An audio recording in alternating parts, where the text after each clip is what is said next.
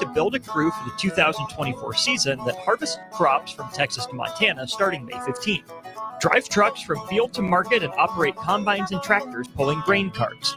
Room and board is provided with a competitive wage. Take an adventure and join them for the upcoming harvest and do something others wish they would have done. Call JC at 308-999-2973 or apply online at schemperharvesting.com. This is Adam Carricker on the ticket. Position right of the quarterback, out of the shotgun, 1st and 20. Jailbreak screen in the air. It is tipped. It is intercepted by Carricker at the Missouri 21-yard line. Live from the heart of Lincoln, America, 8-year NFL vet and All-American defensive lineman Adam Carricker. Shotgun snap to Everett. He's got the left arm going, and now he's got a whole lot of Adam Carricker who rips him down inside the 25-yard line.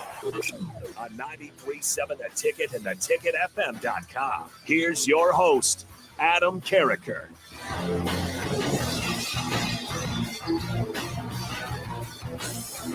Gentlemen, to another edition of the Big Ten Show. I'm your host, Adam Carricker. I've got a special guest with me, but before I bring my new friend on, I want to give a shout out to our sponsor, the Jacobson Seed Company. They're your healthy hybrid advantage farmers. Hopefully, you not only enjoy our Big Ten content here on the Big Ten Show, but they will take care of all your seed needs. The Jacobson Seed Company, your healthy hybrid advantage. Check them out at jacobsonseed.com. All right, today I am joined by the managing editor of USA Today's Ducks Wire and the host of the Sco-ing Long podcast, Mr. Zach Neel. How you doing, my friend? I'm doing great, man. Thanks for having me on. I'm really happy to be here. I appreciate you joining me. And, dude, you are an expert in all things Ducks football. Okay. And I got to ask you right off the top. Okay. So I actually grew up in the Northwest. I went to Oregon State's football camp every year, 4 years of high school. Okay, but I've been to Oregon a million times. I used to go four-wheeling with my dad on the Oregon coast. Florence, Coos Bay, Winchester Bay. I don't know if you ever heard of those. Oh, yeah. We used to go, we'd go for a week long. Basically, never cover the same ground twice. We'd get up at 7, eat breakfast. Then we'd four-wheel till lunch, eat a quick lunch, and then we'd four-wheel till like 7, 8 p.m. And it was for 7 straight days, never covered the same ground twice. Have you gone four-wheeling on the phenomenal dunes of the Oregon coast? And if you have, man, tell the fine folks about it. I feel like it's a hidden gem people don't know enough about.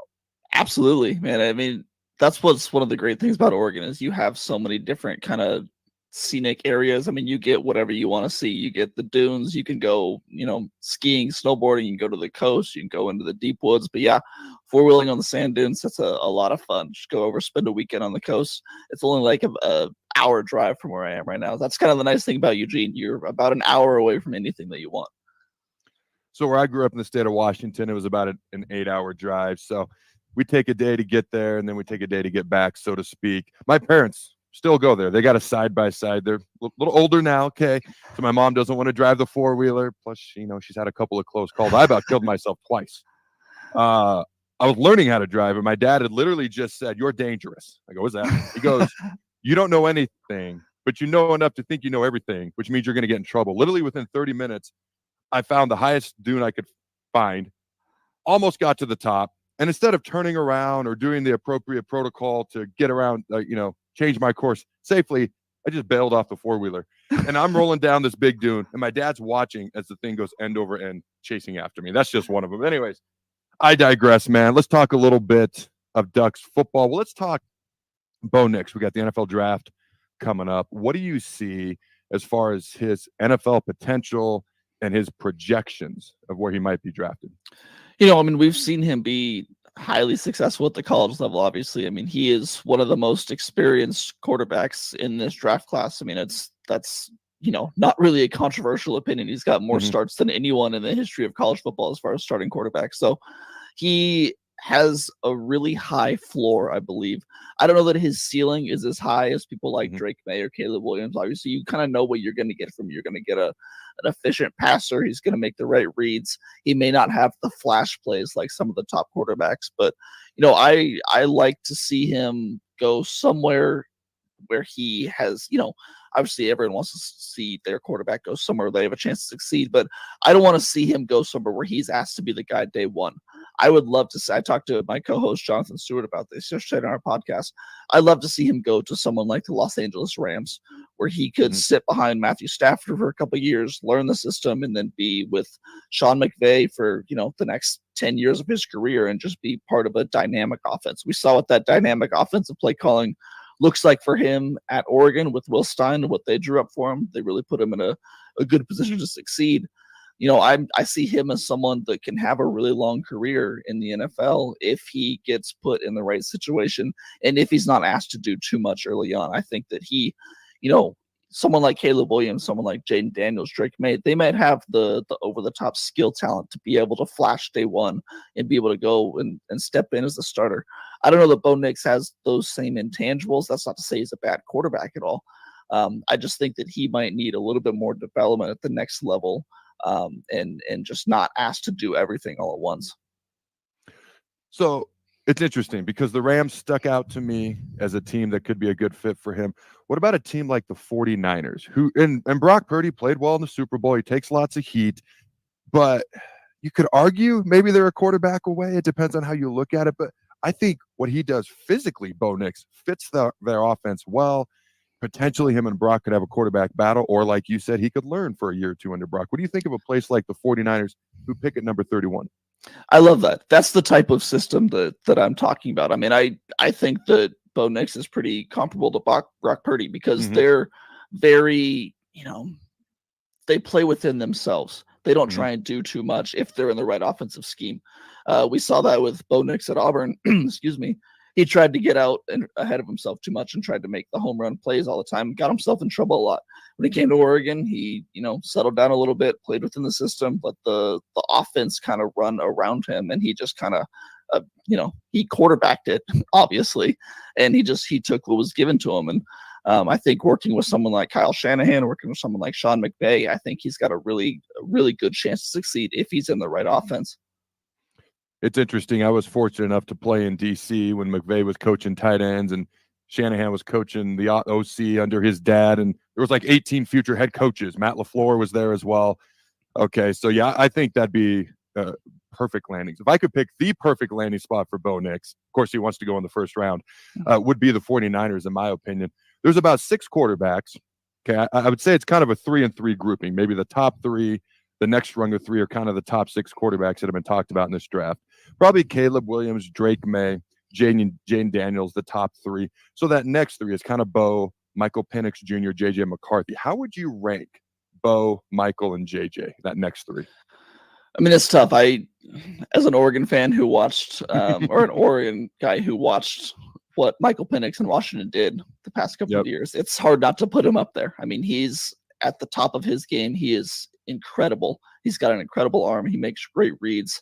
I thought it was funny that everyone made so much note of his 40 time and his, running ability in his pro day. It's like, I heard him once do that in a game. I don't know that he will ever once do that in the NFL. But when it comes to Penix, you got to deal with the injuries. Obviously, that's no secret. He's had a lot of injuries. It's all about his durability at the next level. If he can stay healthy, he's got a really great NFL career ahead of him. As far as J.J. McCarthy, we've seen the success on the field. I don't know how much of that was due to actually him and his physical abilities and intangibles or, the product of the system around him. I'm curious to see what he does at the next level. I think he's a very talented quarterback. He's got a great arm, but I know that he also had a lot of help around him. And that's not to say that Bo Nix didn't have the same, but that trio that you named, they're really close together. I think that Penix probably has the highest ceiling of all of them, but maybe the lowest floor because of that injury. I see Bo Nix and J.J. McCarthy neck and neck. I mean, you can order them either way you want. I don't think you're getting a bad player if you go with either of them.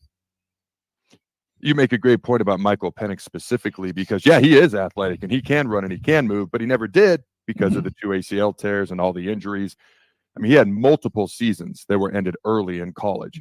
And you saw what he could do when he's healthy. So I'm with you. Highest ceiling, lowest floor. You could make a similar argument, like you said, for JJ, not for health reasons, but just his physical capabilities versus what he's actually shown us so far. So it's kind of interesting.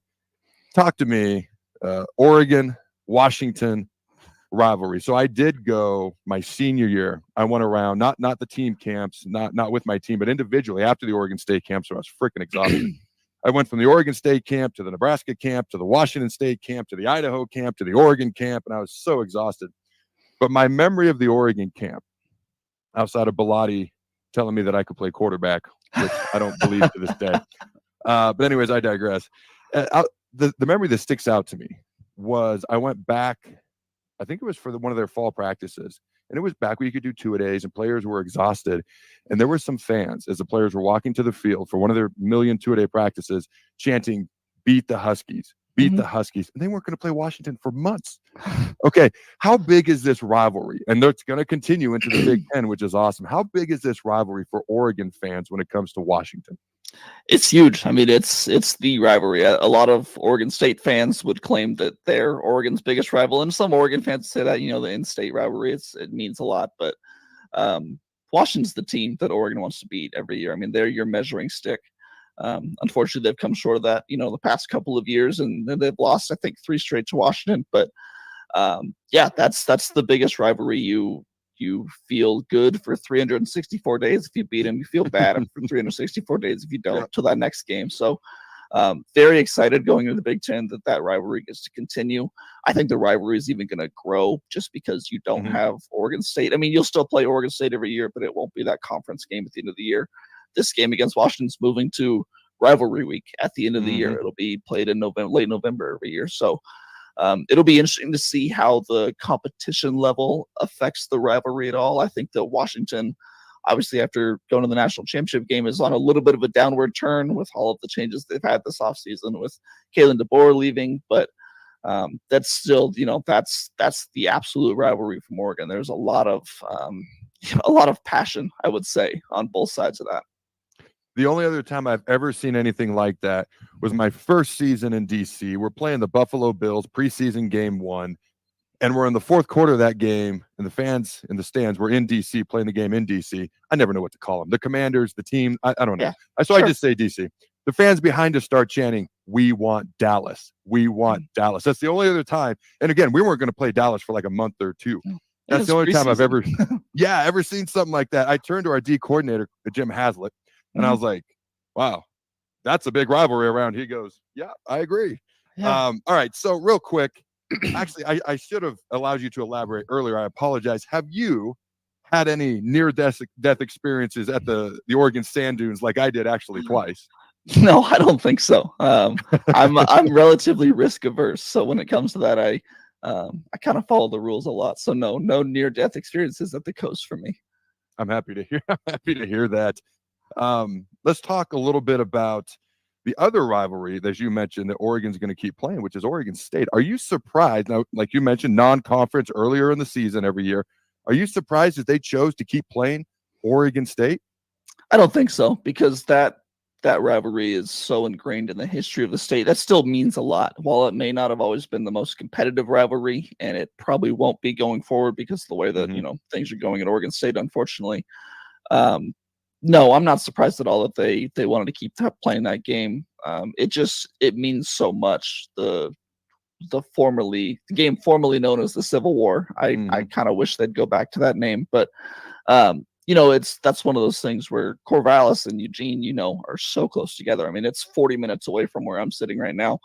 You have actual split households all over the state where that was usually played on Thanksgiving week. And so you had families getting together for Thanksgiving, and half of the table was, mad at the other half for how that game went. So no, I'm not at all surprised they wanted to keep that tradition going. I hope they keep that for a long time. So I was not aware that, and again, I haven't been in the Northwest in a while. My parents still live there. I was not aware they got rid of the nickname, the Civil War, man. The Apple Cup for Washington State. You got the Heroes game, Nebraska, Iowa, good old-fashioned hate, Georgia Tech. When and why did they get rid of that nickname, the Civil War? I think it was in 2020, and it had a lot to do with like the Black Lives Matter movement. And I understand the reasoning behind it, but they wanted to get away from terminology that had to do with, race relations and all of this stuff. So, it's one of those things where it's like, I don't know how hardly I want to argue this and get into it and say stuff that I want to get in trouble with. But it's one of those things that most fans have gone back to calling it the Civil War after a 1 or 2 year break. So we'll see if it actually officially sticks. I got you. That makes sense. All right. So let's talk about Oregon's next quarterback, Dillon Gabriel. So it's when I wrote down this question, I wasn't sure how to phrase it. So I'm just Mhm. going to bluntly say it, and I mean it with all due respect. Do you think Dylan Gabriel, following in Bo Nix's footsteps, who had a great career as an overall whole in college, but particularly in Eugene, can Dylan Gabriel be even better? What are the expectations for Dylan Gabriel this season per Duck fans? I think the expectations should be high. I don't think that people should come in here or think that he's going to come in here and be a ton better than Bo Nix, because he doesn't need to be. I mean, if Dylan Gabriel is a B plus, then he's an A, because you look at all of the talent around him and all of the skill players and everything he has, the offensive line, the receivers, the running backs. I mean, if he's just average or slightly above average, that team is going to do wonders this year. I mean, their offense is so good. I think they've got a really high ceiling going to the Big Ten. And Dylan Gabriel, he suffers a little bit from the old Bo Nix thing at Auburn, where he tries to do a lot sometimes. So I think part of what Will Stein and Dan Lanning are going to try and have him do this year is rein him in a little bit, let the playmakers around you do their thing, just get the ball to them and don't make mistakes. We've seen him have absolutely incredible throws. He uses his feet really well, which Bo Nix did as well too, but they also had him stop doing that some his last year because they wanted to, save him from the injuries, because that's what really hurt them the first year, is getting injured late in the season, and that kind of derailed things. So I'm excited to see what Dylan Gabriel can do. He's a little bit smaller than Bo Nix, but he's more agile. He's got a really powerful arm, great deep ball. So but I think that he needs to just be, he doesn't need to be Marcus Mariota or Justin Herbert. He needs to be, a good, solid, reliable quarterback who plays within the system and lets everyone else thrive around him. All right, so I'm going to give you, this is the tough question of the day. Are you ready for a tough question here? Yeah. All right. Yeah, I want it. I like to have fun here. All right, so I'm going to give you 5 highly projected quarterbacks. I don't mean projection like NFL draft, but like predicted to do well in the Big Ten this year. I'm going to give you 5 names, okay, 5 quarterbacks in the Big Ten. Rank them 1 through 5 in your opinion. All right, Dylan Gabriel.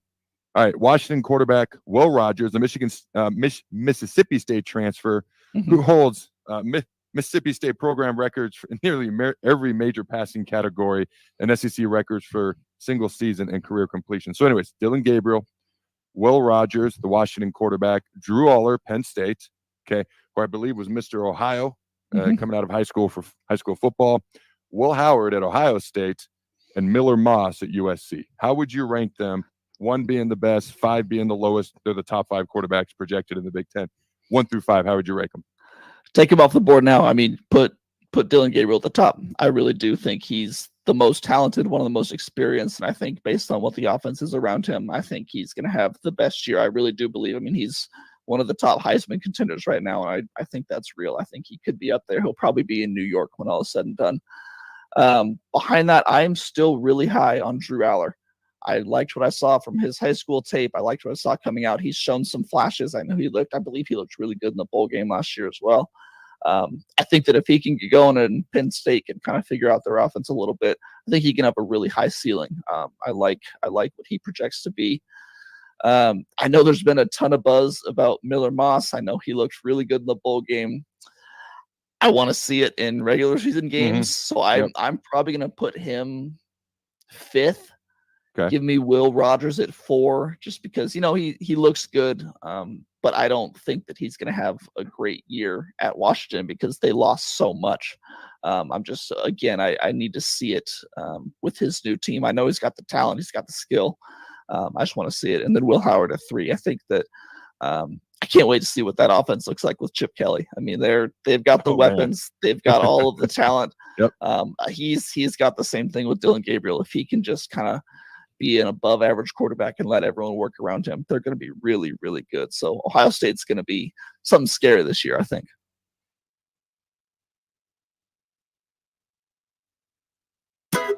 Ever stare at the Hog Wild menu and feel like you just can't make up your mind because it all looks so good? Well, when I want a little bit of everything, I get a little bit of everything on Hog Wild's Smokestack Sandwich. On a butter-toasted bun, we pile on our hickory smoked beef brisket and juicy hot links. The hard part is choosing between fresh curly fries, classic baked beans, or coleslaw on the side. Order online at GoHogWild.com. Hog Wild Pit Barbecue, 3210 Cornhusker Highway in Lincoln.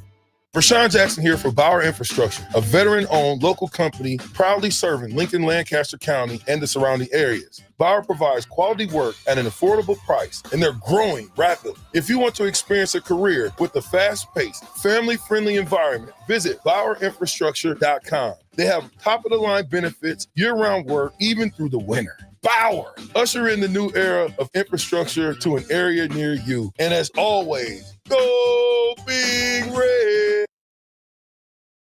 Concert at PBA, a Nebraska home game, or just a night on the town, the Courtyard Lincoln Downtown Haymarket is the place for you. Enjoy an evening at one of many restaurants or bars within a short walking distance. Business travelers at the hotel will enjoy free high-speed internet access, a 24-hour business center, and large in-room workstations. And check out the Bistro, where you'll enjoy healthier food and beverage options, as well as high-tech conveniences. Book your room today at the Courtyard Lincoln Downtown Haymarket.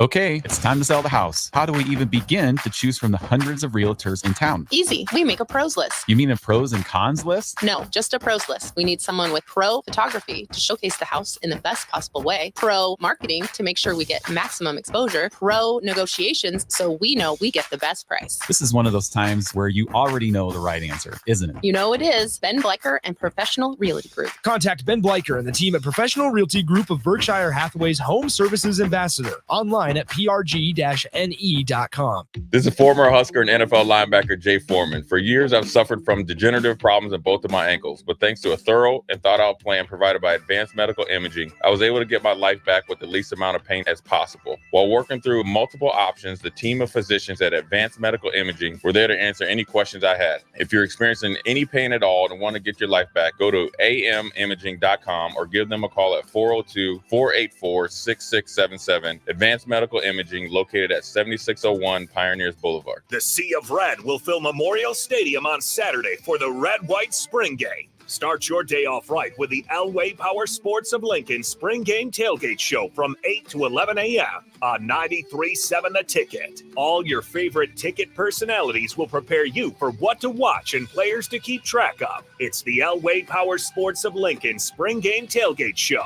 from 8 to 11 a.m. on Saturday on 93.7 The Ticket, theticketfm.com, and statewide on TV at Allo 961.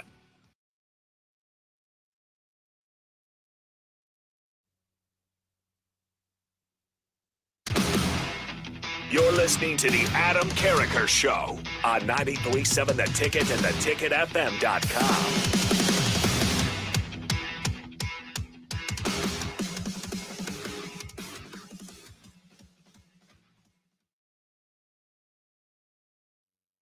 Yeah, I'm looking forward to that game, and maybe a preview of the Big Ten Championship game when Ohio State comes to Eugene.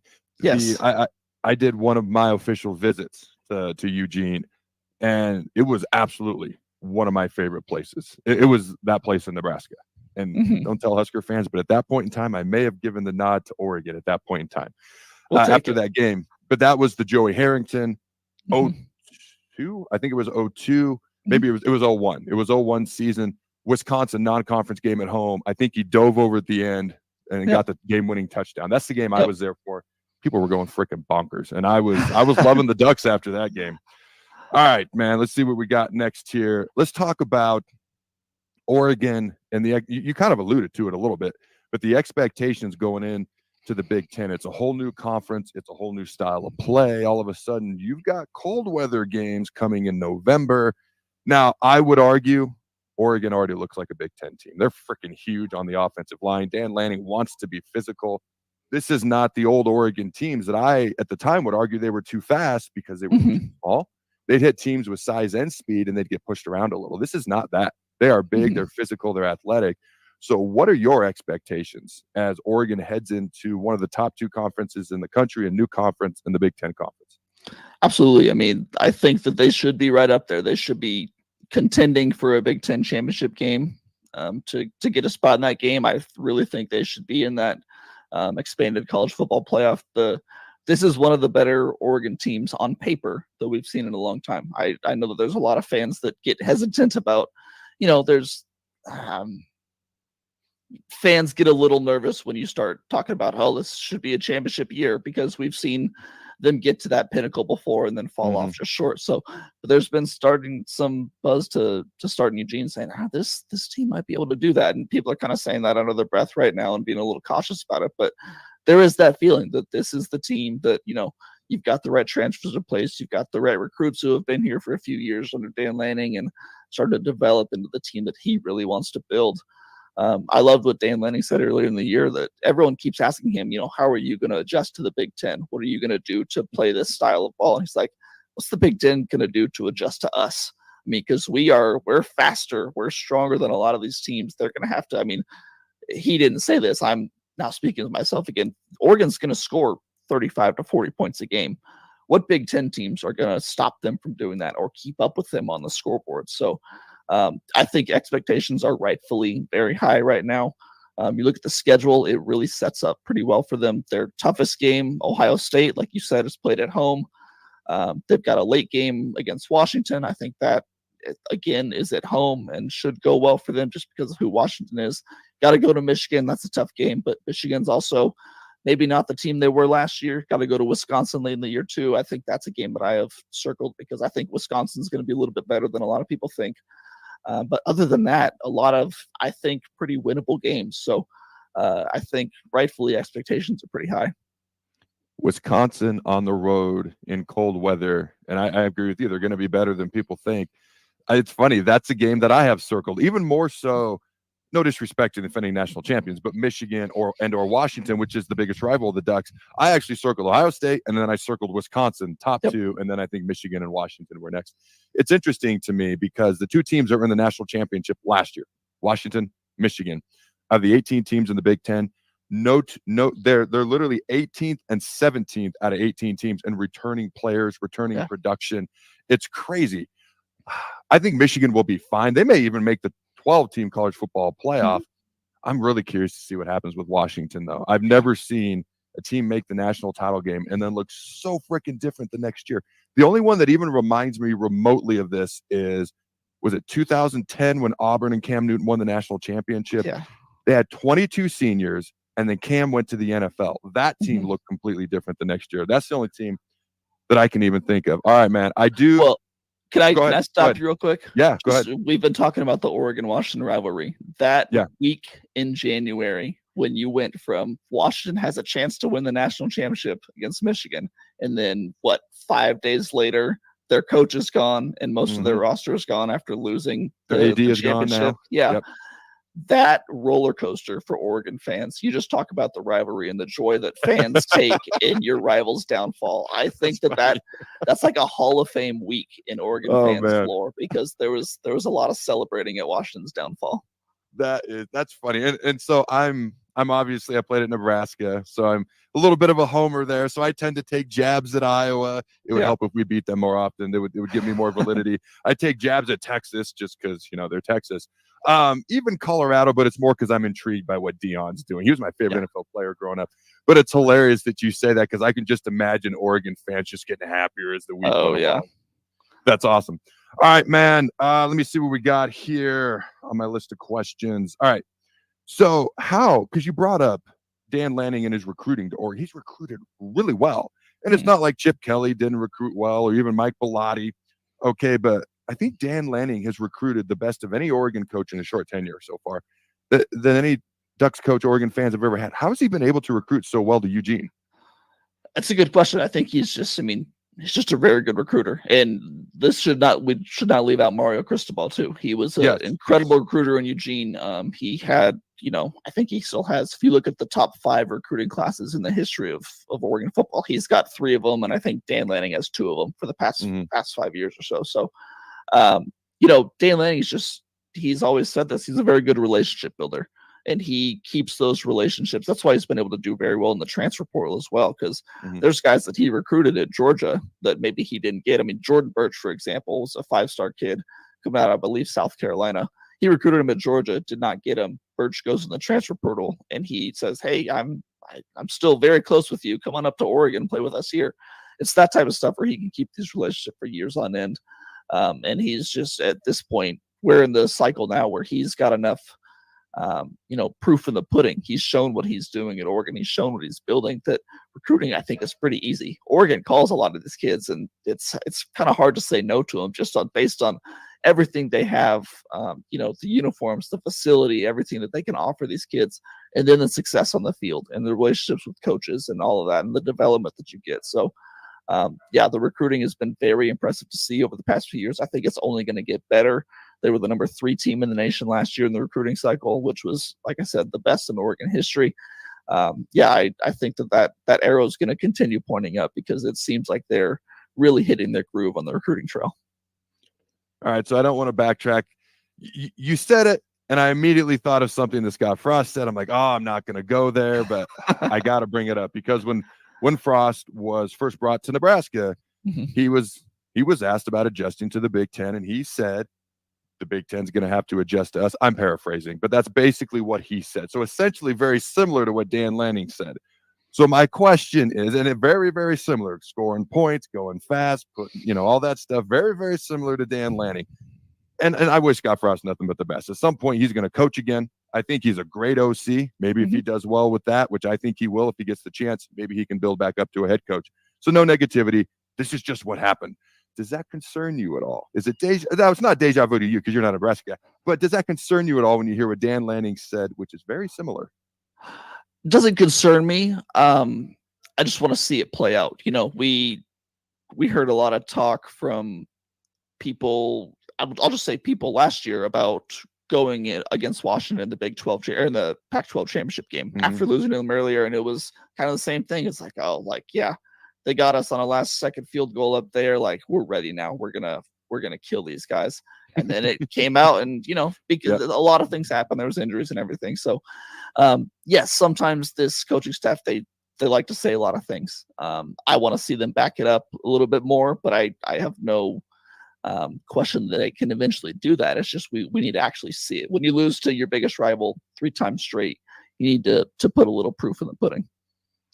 Dude, I remember that Pac-12 championship game because I felt like Oregon outplayed Washington on Washington's home field. And Washington won the game. It's undeniable. They won the game. I felt probably weren't the better team. And it's always hard to beat the same team twice. And I thought Oregon was the better team. Couldn't say it because they lost. And I was like, it's hard to beat the same team twice. It's a neutral field. I picked Oregon. And I'll be honest with you. Washington not only won the game, I thought they were clearly the better team in that game. And they only won by a field goal again. I thought they were better than a field goal on that day. So I'm actually rooting for Oregon. I've always kind of liked Oregon. I actually grew up a Washington State fan. It was Nebraska, Washington State, and then actually Oregon State were my top 3. But Oregon was like 3A for me, my top 4 favorite schools. I've never liked Washington. So I'm rooting for Oregon, just an FYI. So I just want you to know that. Yeah, I appreciate that. And like you said, that Pac-12 championship game, I mean, I think that was kind of the overall feeling by most of the national media and the Oregon fan base, certainly going into that game. And then Washington came out hot in that first quarter, and they kind of punched Oregon in the mouth, and it was like, whoa, okay, I didn't think we expected any of this. So yeah, that was an interesting first half to watch for sure. All right, man. I appreciate you joining me, and let's exchange some contact info after this. I'll shoot you a text or an email. Let's do it again in the near future. Absolutely, man. Thanks for having me on. I really appreciate it. All right, don't go anywhere, ladies and gentlemen. This has been the Big Ten Show, but we'll be right back. Welcome back, everybody, to the Big Ten Show. I am your host, Adam Carricker. All right, as always, you can check out the Jacobson Seed Company. They are our sponsors here on the Big Ten Show. Check them out at jacobsonseed.com. They are your healthy hybrid advantage. All right, ladies and gentlemen. Oh, was it January? Maybe early February? It's been a month or two ago since I gave my top 10 projected Big Ten players going into the NFL draft, since the NFL draft is right around the corner. All right, I'm going to give an updated list, go through some strengths, some weaknesses of each player. I'm going to go a little quicker than I did last time, because then I'm actually going to give my top 10 NFL draft projections, like the Bears, Washington, the Patriots, the Cardinals, the Chargers. Who are they actually going to draft? And there's a lot of quarterbacks that go early, but the top 6 quarterbacks, they don't all go in the top 10. I am going to, once I'm done projecting who my top 10 NFL draft picks will be in the NFL draft, I'm then going to elaborate on their quarterbacks who weren't taken in the top 10 out of those top 6 quarterbacks, where they go. I don't have them all going in the first round, by the way. All right, ladies and gentlemen. Number 1 overall projected pick, Caleb Williams, USC quarterback, 22 years old, 6'1", 250 pounds, won the 2022 Heisman, over 4,500 yards passing. He's got elite arm strength, elite arm talent. Okay, he can make throws from all sorts of angles. He has uncanny accuracy. He has uncanny accuracy from all over the place. Okay, while on the run, while in the pocket. All right, this is a guy who can move around. He can make plays. Now, that tends to bite him in the rear just a smidge, because sometimes he can rely on his playmaking ability too much and he becomes undisciplined. Okay, and he tries to play hero ball just a bit. Okay, sometimes there'd be a 10-yard completion right there. That's a first down. Take that. Instead, he might throw it deep, okay, to a guy who's covered, sometimes double coverage. So he's got to make better decisions. The physical talent is there. All right, the most physically talented guys in this year's NFL draft, in my opinion, Caleb Williams, Marvin Harrison Jr. Okay, I would throw in a guy like Brock Bowers. Like, those are probably the top 3 just purely talented players in this draft. There's a couple others in there if I were to finish out a top 5. But he's got to play more discipline now. Just letting the play come to him, okay, instead of sometimes always trying to make the plays. Easier said than done. USC had no defense. It's like they were playing with 8 guys on defense. They weren't playing 8-man football, but I don't think anybody ever told their defensive coordinator, supposed to have 11 guys out there. Or wait, that's Notre Dame, who tried to beat Ohio State with 10. Anyways, I digress. So in Caleb's defense, it was all on him. The offense had to score. He had to drive the offense. He had to lead the offense. I'm curious to see what he can do when he's got, I mean, he had weapons around him, but when he doesn't have to do every single thing, or at least he clearly felt that way. Okay, got a defense that's going to, maybe not give up a touchdown every time the opposing offense is on the field. Maybe he'll be more disciplined. Now, you want to talk about the fingernails and the dress and everything else. I don't really care about that politically. If you look at it from a GM's point of view, okay, the concern is how big of a distraction does he become? You can say what you want about Colin Kaepernick. Again, political stuff aside, he became a huge distraction. Tim Tebow, political stuff aside, religious stuff aside, okay, he became a huge distraction. Right now, Caleb Williams has as much talent as any quarterback that's entered the NFL draft since Andrew Luck, Robert Griffin III. But he's the biggest wild card, because is he going to rein himself in, play more disciplined, and how big of a distraction is he going to become or not become? Okay. All right. Number 2, Marvin Harrison Jr. This is a dude who's talented, who's fast. He's got speed. He's obviously worked with his dad his entire life as far as route running. Okay. Things of that nature. All right. Now, he's in my opinion, one of the, not just clearly the top wide receiver in this year's NFL draft. He's the top wide receiver to come out in quite a while in the NFL draft. Okay. And just trying to find, because every player has flaws. We're all human. Just trying to find something. Here's what I could come up with. He's a little skinny for his frame. He does need to get off presses a little bit better. And he's great at getting open. He's great at catching the ball. He's great at making plays once he catches the ball, as long as there's not an immediate tackler there. He's got to have space. He needs to get better with pure yak. Okay, yards after catch and being more physical after he catches the ball, because he often goes down on first contact. And that's, ladies and gentlemen, that's really nitpicking. Okay, the 3rd highest rated player going in the NFL draft I have out of the Big Ten is Washington wide receiver Romeo Dunze, 92 catches, 1,640 yards, 13 touchdowns. He's like silky smooth as a vertical threat down the field. The guy has body control in the air while trying to catch a deep ball in a one-on-one situation. Probably better than anybody in this NFL draft in that specific skill set. It's a dude who can make plays. Big-bodied receiver, great body control, who can get open, make plays downfield. Okay. Now, can he create vertical separation all the time? He makes a lot of contested catches because he doesn't always create separation from the DB. Will he still be able to make those contested catches against NFL DBs? Well, what could help himself is learning to get a little bit better separation, getting off the press better, creating some separation within the route, and then every catch doesn't have to feel like it's contested. Next up, Penn State offensive tackle, Olaf Fashon. This uber talented. Only 1 sack allowed in 21 career starts. Physical traits and footwork of an elite lineman. Hasn't even come close to his ceiling yet. Okay. J.J. McCarthy, and this is interesting. All right. This is a guy, I'm just going to give you a little preview of my predicted top 10 picks in the NFL draft. He's a guy that could go as high as 3rd or as low as 12th. Okay. I'm getting ahead of myself a little bit. J.J. McCarthy, I've talked about him a ton, so I'm going to keep this short. I'm keeping all these shorter because I did this a couple months ago. This is updated, shorter versions. The ceiling outside of Caleb Williams is as high as anybody in this draft. The floor outside of Michael Penix due to the injuries is as low as anybody in this draft. His physical skill set is off the charts. There's a reason he was a 5-star. What he's actually had to do and prove in college on an individual level, his team obviously was the best in the country, bar none. But on an individual level, just hasn't been there because he didn't have to. Great defense, run the ball, ball control. He's a little bit of a question mark as far as what he's actually going to do, but what he can do is unquestionable because of his frame, his arm talent, his ability to move with the ball. All right, next up, speaking of Oregon. All right, Troy Franklin, wide receiver, Oregon, one of the fastest draft risers. Okay, top 10 in receiving yards and touchdowns in FBS. He's a big play wide receiver. I am going to tell you, though, I actually don't have him going in the top 10 because if I were to pick in the top 10, he'd be one of my top receivers. I just don't know that NFL scouts see him the same way. Cooper DeJean, defensive back, returner, Iowa. I know the injury is a bit of a question mark, but the guy can play corner. He can play safety. He's a sure tackler. He got hurt and still earned Big Ten Defensive Back of the Year and Return Specialist of the Year. Oh, by the way, he's a return phenom. All right, number 8, Laiatu Latu, defensive end, UCLA. In my opinion, he's the top interior lineman prospect in this draft. Had a great Senior Bowl, going back to the Senior Bowl. I love when players show up and play great at the Senior Bowl, okay, because that's top talent, and those are one-on-one drills.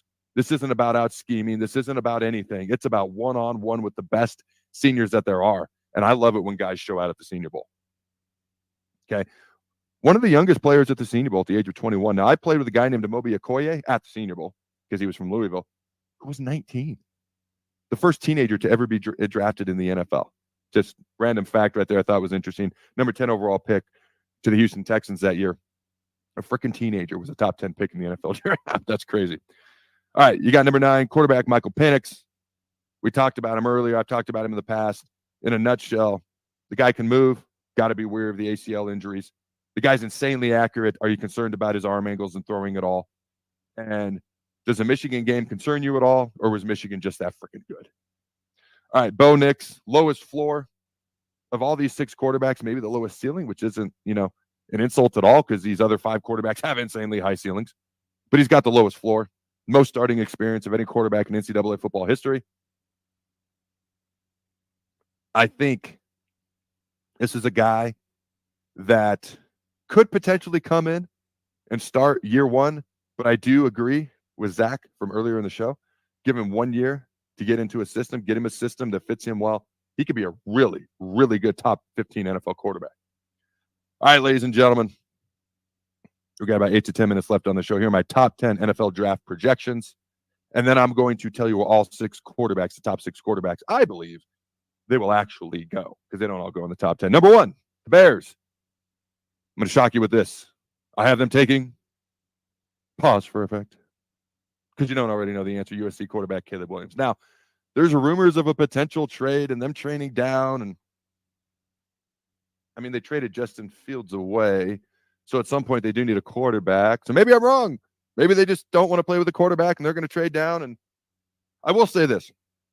If I was the Bears, and I don't know if I could have pulled this off, I would have tried to keep Justin Fields, trade down, and get who I believe are the 2 best pure football players in this draft, Marvin Harrison and Brock Bowers. Could you have imagined Justin Fields a quarterback?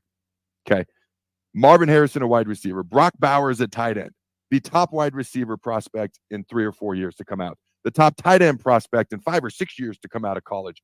And then Justin Fields with his insane talent. Let's just develop him a smidge, Bears. I don't know. Just a thought. What that could have been like now. Would that have been plausible or even reasonably feasible? Probably not.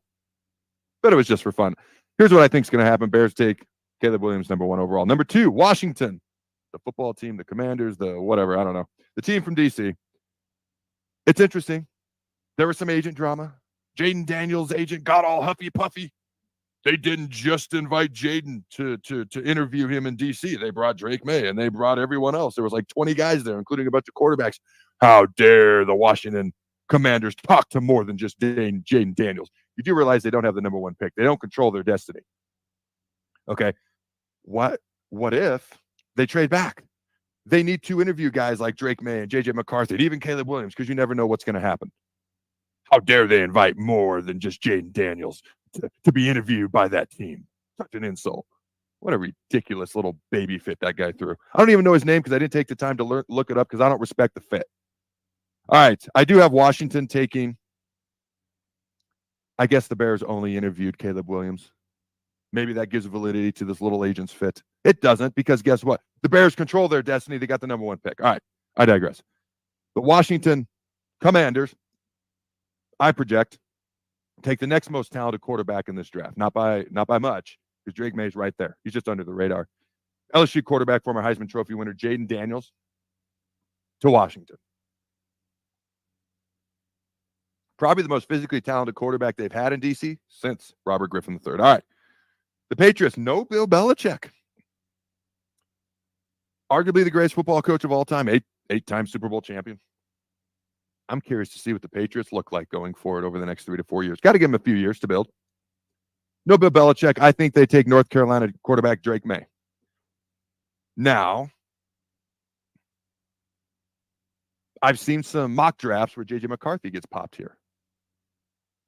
I think that could be intriguing. He's as talented as Jaden. He's as talented as Drake May. Pardon me. I would still give Caleb Williams the overall talent edge of all these quarterbacks. It's just, I think there's more question marks with JJ. So I got Drake going here, but who knows? Maybe it's McCarthy. Number 4. And there's going to be some trades. I hate projecting trades because that just blows up everything, and then you have no idea what's going on anywhere. Barring any trades. Arizona Cardinals, number 4. Take the guy, it's either him or Brock Bowers. One of the 2 best pure football players in this draft, Ohio State wide receiver Marvin Harrison. Number 5, the Chargers. Good old Jim Harbaugh. Back in the NFL. I can't wait to see what he does. The man was so close to winning the Super Bowl and beating his brother John, if you remember, 49ers versus Ravens in that Super Bowl. John's won a Super Bowl. Jimmy John's dad has won championships in college and then helped Jim coach at Michigan. Obviously, Michigan 15-0 national champs last year. I actually like Jim Harbaugh. Am I in the minority? I actually like Jim Harbaugh, especially now Nebraska doesn't have to play him anymore. All right, Chargers, Jim Harbaugh. One of the 2 best pure football players in this draft, Georgia tight end Brock Bowers. All right, next, Giants. Wide receiver, Washington wide receiver Romeo Dunze. Now, to me, there's potentially 3 elite wide receivers in this draft. These are to me, there's a definite 2. Marvin Harrison, Romeo Dunze. All right, number 7 overall pick, Notre Dame offensive tackle Joe Alt going to the Titans. And I know Taylor Lewan's been out for a couple years and he retired a while ago, but they have not been able to purely replace him in Tennessee just yet. Left tackle Taylor Lewan. All right, next up, the Atlanta Falcons. LSU wide receiver, if you were to pick a 3rd elite wide receiver in this draft, it would be this guy. LSU wide receiver Malik Neighbors. Kirk Cousins, down with the Falcons. I mean, he's got a talented wide receiver. He's got a talented tight end. Let's give him some more weapons, okay? Because that's just how the Falcons, they don't really ever play defense down there. I don't want to bring up the 28-3 Super Bowl loss, but had they just played a little bit of defense that day, they could have won, or I don't know, just run the clock, take a knee, just run out the Oh, I'm sorry I brought that up. All right. LSU wide receiver Malik Neighbors going to join my old boy, my old teammate up in D.C., Kirk Cousins. Probably if you were to have a 3rd wide receiver, elite wide receiver, it would be this man. The Bears, 2nd pick already. FSU edge rusher, Jared Verse. Now, this is a guy who's the top edge rusher, in my opinion. Why didn't you help your boys and play in the Orange Bowl against Georgia? What was it, 63,000 to negative 63,000? Anyways, I digress. Congrats on being a top 10 pick, hopefully. And I'm rooting for you to have a great NFL career. Jets. And this is my surprise. It's the Alabama bump. Because most people don't have them going until 15 to 20. Dallas Turner. Another edge rusher, because you got to be able to get after the quarterback, ladies and gentlemen. Now, it wouldn't shock me if the Jets did pop a young quarterback, but they do have Zach Wilson. They do have Aaron Rodgers, so probably not. All right, the quarterbacks who didn't get drafted. I should have just done top 12, and here's why. Because I have Minnesota taking J.J. McCarthy at 11, and I have Michael Penix Jr. going to Denver at 12. So there's my top 12 picks in the NFL draft. Now, Bo Nix, this is a guy that could go to the Steelers maybe at 20. I know they've got Fields. I know they've got Russell Wilson. But this is a guy that if let Fields and Wilson battle it out this year, okay, because neither one of them are with their former teams for a reason, although I do think Fields, given some actual weapons in Chicago, could have been pretty good. I don't think Steelers is the premier landing spot for Bo Nix at all, just an option. I do really like the 49ers at 31. I really do. I think that'd be a great spot for him to go. Chatted with a couple of folks. I get the impression they're not going to pull the trigger.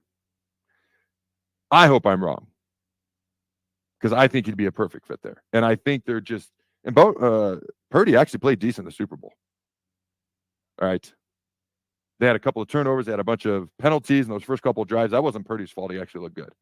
But I do think a quarterback competition could help the 49ers. But I do think he's going to go in the second round of the draft. That is or day 2 of the draft. I think second round, probably pretty early. So those are my thoughts. Top 10 NFL, actually top 12 picks in the NFL draft, barring trades, which could blow everything up, where I think the top 6 quarterbacks will go. And I know I didn't give a specific team for Bo Nix. Okay. But I did the top 5 quarterbacks and told you what round Bo's going to go. That's good enough. All right, ladies and gentlemen, you ever wondered why, if you can see me on YouTube, if you're listening on Sound Only podcast platforms, I almost always wear a collared shirt or a V-neck shirt. You ever wondered why? Because I pretty much never wear any other time. You know, it's this concept of trying to look somewhat kind of sort of un poquito professional. And basically my wife told me to. All right, ladies and gentlemen, it's been another edition of the Big Ten Show. Thanks for joining me. I'll see you fine folks right here again next week. As always, you can check out some of my other shows. I got the Character Chronicles. Check them out at characterchronicles.com. Also, go to YouTube. You got nothing better to do with your life. Type in Character Chronicles. You'll see my big, ugly mug without a collared shirt and my flapping gums. Hopefully, it might be entertaining. It's up to you whether you think it's good or not. Until next time, it's been the Big Ten Show. I'm Adam Carricker. Have a great day. Garage doors can be expensive. Are you keeping yours in the best condition possible? This is Cameron Hall with Doors Plus. Doors Plus is a locally owned business that prides itself on the fact